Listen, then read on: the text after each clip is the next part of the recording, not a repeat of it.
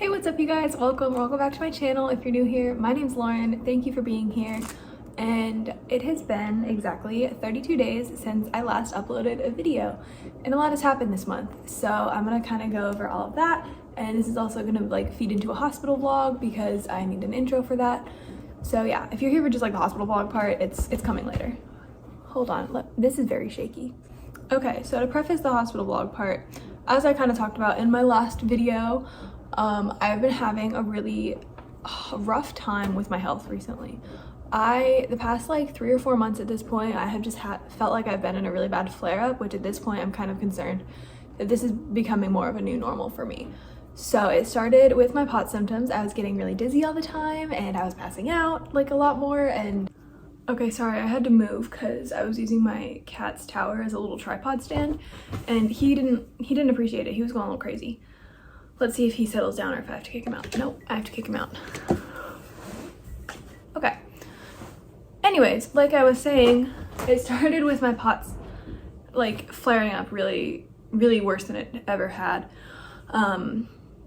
With my experience with POTS, I didn't pass out all that often.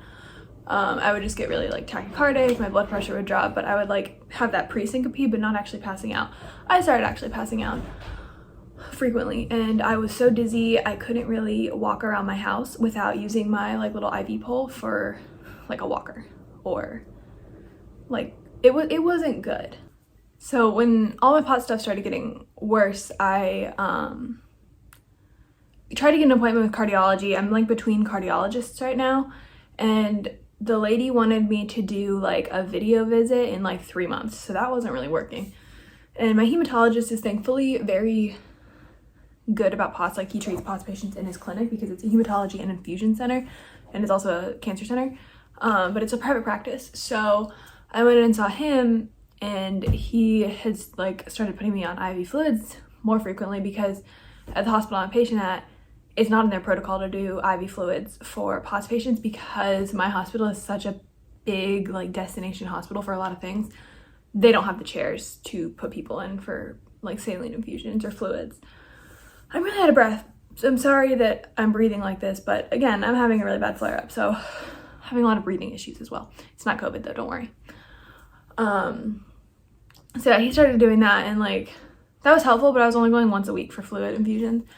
And like I think I mentioned in my last video, I had to go into the ER twice actually, because no, maybe it was just one. No, it was just once. Okay, I had to go to the ER once.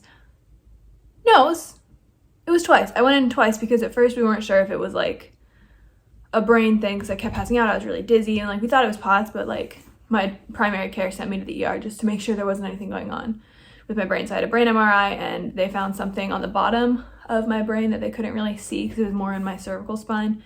Did a cervical spine MRI and found that my cervical spine is like flat and could possibly have instability. My PT thinks that I have cervical instability as well, but they didn't have like the upright MRI machine, and I was also in the ER, so we weren't going to test for that anyways. They cleared me, sent me home, and then I came back another time with the same symptoms. We knew it was POTS this time, but I was just like, look, we need something. I need to not be passing out all the time. So they put me on midodrine. I had some pretty bad side effects from it. My legs were super sore. I couldn't really move them, and it didn't raise my blood pressure at all really.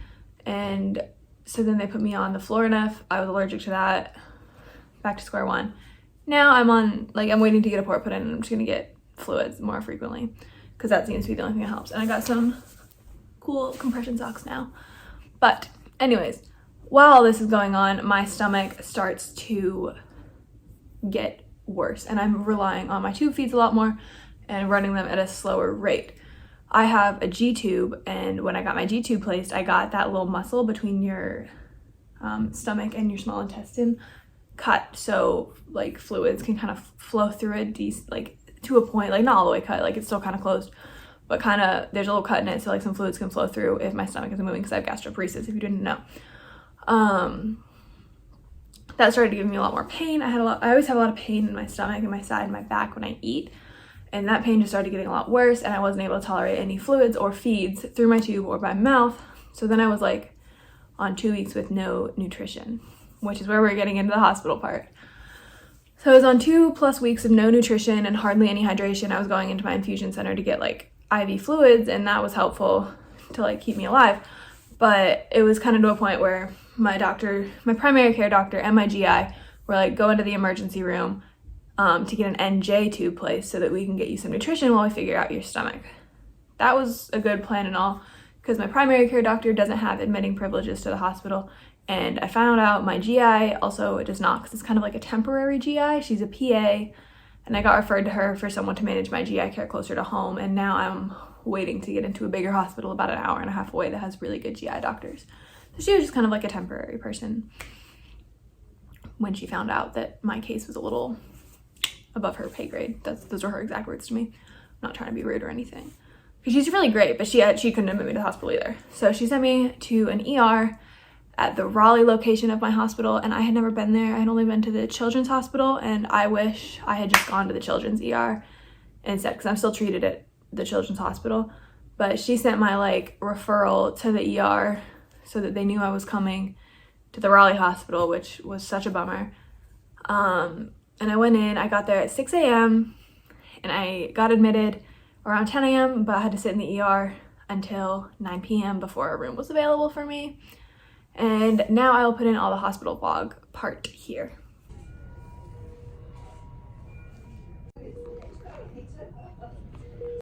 I'm in the hospital.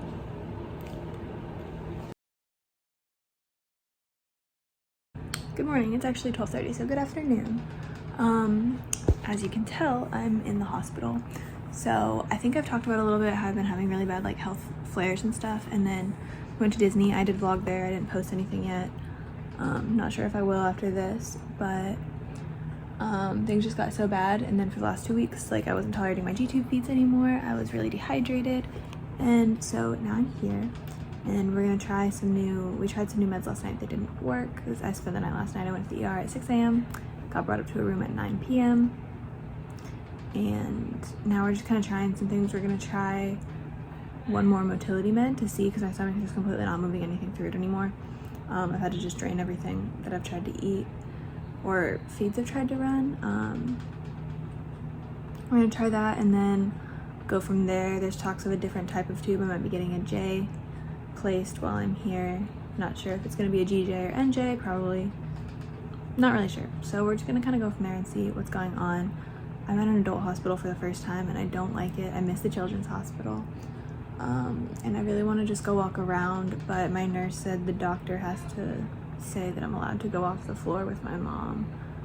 She can't say that, so I already saw the doctor today and didn't ask him, and I'm not sure if I'm going to be able to. I have magnesium going right now because my blood work was really wonky.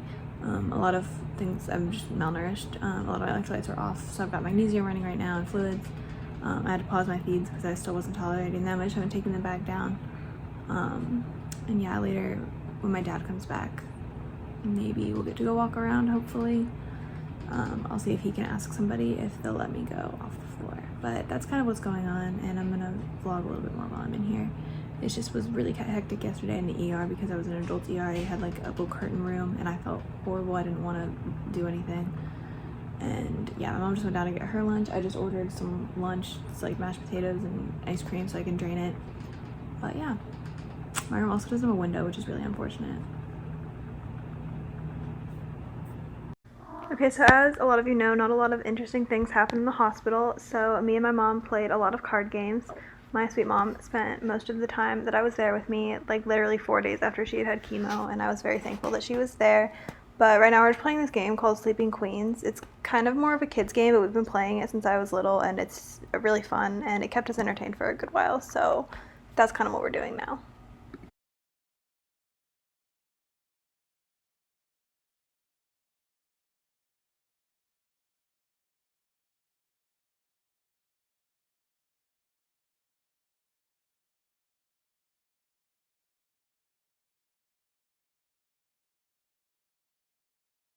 Alright, it's been a few hours and I have an update. So I think I talked to you after the doctor had come in, but I saw a doctor today, which I was kind of surprised about because it was Saturday, and I was low-key not thinking I was going to see anybody, or really, I don't know. But they started me on Reglan to try and get my stomach moving again because it had just, like, she completely stopped. I was not able to digest anything. And they gave me my first dose of that, and I hate being in the hospital. Like, I will do anything I can to just get home, and like I'd rather just try and treat at home and be here. And I did not think that the medicine was going to work because medicines like this have not really worked in the past for me. And so I was like, they said if the medicine didn't work, they were going to place an NJ tube or a GJ tube.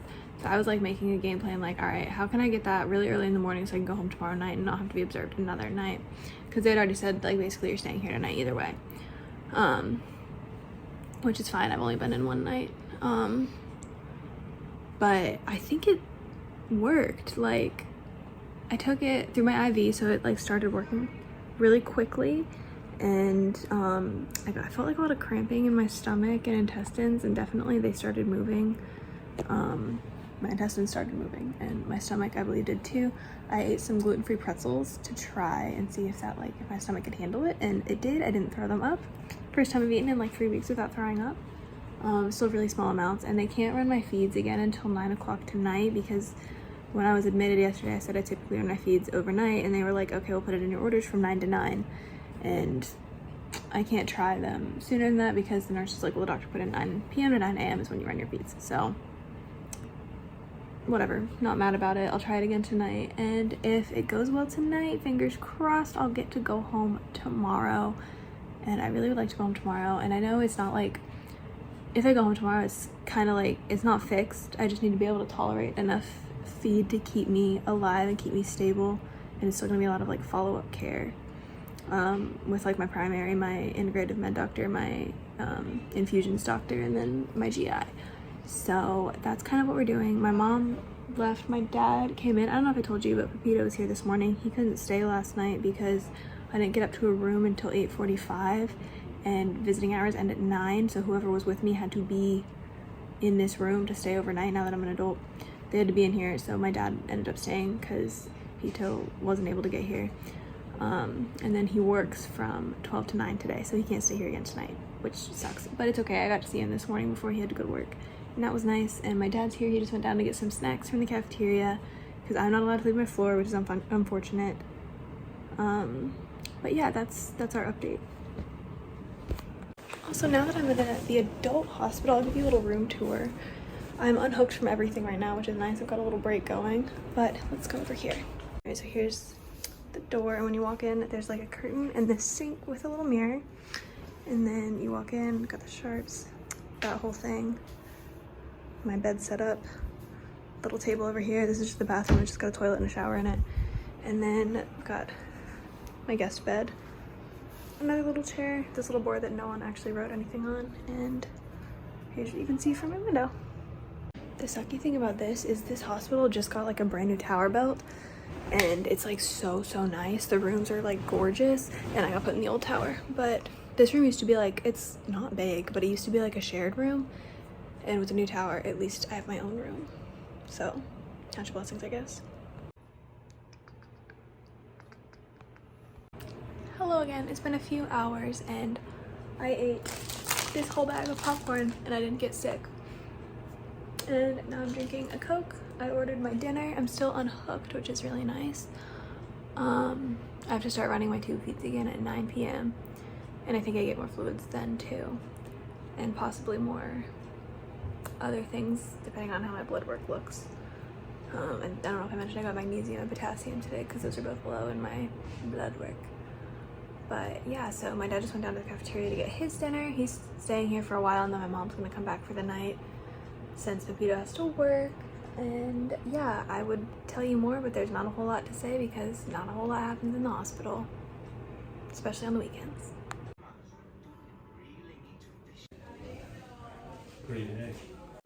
Good morning, happy day 3. I think I get to go home today, which is good because I don't like to stay here ever, but especially more than 3 days. Okay, so I ended up spending only 2 nights in the hospital because that whole day that I was in the ER, towards the afternoon, they put me on this one stomach medicine. I do not remember what it was called. I had such a bad migraine. That ER was the most horrible ER experience I've ever had. Worst thing ever. But they put me on a new medication probably like 3-4 hours before I went up to my room to try that, and were also pumping me full of Zofran and then a stronger nausea med. I don't remember what it was called, but they're putting me on both of those. And then I finally got up to my room around 9 o'clock at night, and they started me on Remeron as well for nausea. Whatever. And okay, so they started me on Remeron, and then the one that they tried in the ER through my IV. Tried to run my feeds overnight like I had been, and it did not work. Like, I was still not tolerating them. I had to turn them off because they're making me sick. So the next morning they started me on Reglan, and they wouldn't let me start running my feeds until 9 p.m. because the floor doctor, I did not like my floor doctor at all. He was horrible. He was like, I was like, can I try and start running my feeds earlier so that if it doesn't work, I can just get the NJ2 because that's what I came here for. And I'm like, you know, I'm willing to try this other shit, but I'm like, I need some nutrition until this other stuff starts working. My labs were completely whacked out, and I had to get like magnesium and potassium. Like, I was very malnourished. But anyways, the floor doctor wouldn't let me start trying to run my feeds until 9 p.m. because when I was in the ER, I told them I usually run my feeds overnight and then just finish up during the day if I don't get it all done. So they wrote in, I run them from 9 to 9, and that's the only thing that he would let me run my feeds were 9 p.m. to 9 a.m. Whatever. So I'm still like no nutrition. I'm feeling a little bit better because I've got like the fluids running, and I've got like some electrolytes getting back up in my system. Started on the Reglan, and I was actually able to eat a little bit of food. And that like seemed to be helping. I still had a lot of pain when I was eating, but the nausea, I wasn't throwing up everything I ate anymore. And I just wanted to try and run my feeds, but he wouldn't let me until the nighttime, so whatever. Ran my feeds overnight, and my tube actually popped open, and I was running my feeds at only 15 mils an hour, so I don't really think I got anything. But I just wanted, that hospital was such a horrible place. I just wanted to get out of that hospital, so I was like, great, it's working. It seems like it's fine. Send me home, because I was able to eat a little bit better. The Reglan, they wanted me on for 5 days max because of some like really bad, how nasty that medicine can be, and you aren't supposed to stay on it long term. I went in and met with my primary care doctor after getting out of the hospital, and she was like, I told her about like one of the side effects I was having, like some twitching in my eye and like my cheek right here, and she was like, all right, you can't take that anymore. But at that point I was able to tolerate my feeds at a like slightly slower rate and then eat a little bit by mouth, and I was able to tolerate my like liquids a lot better.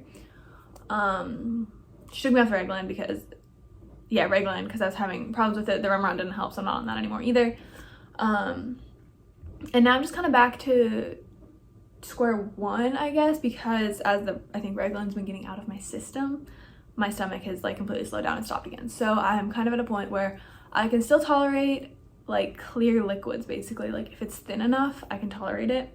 I can do like water, I can do Gatorade, like not Gatorade, I don't like Gatorade, water, Pedialyte.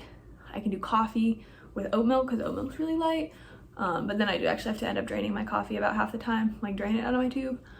I'm eating basically potatoes is what I can stomach, like French fries, tater tots, hash browns, because nothing else will stay in my stomach. That doesn't even stay. Sometimes I have to drain that too.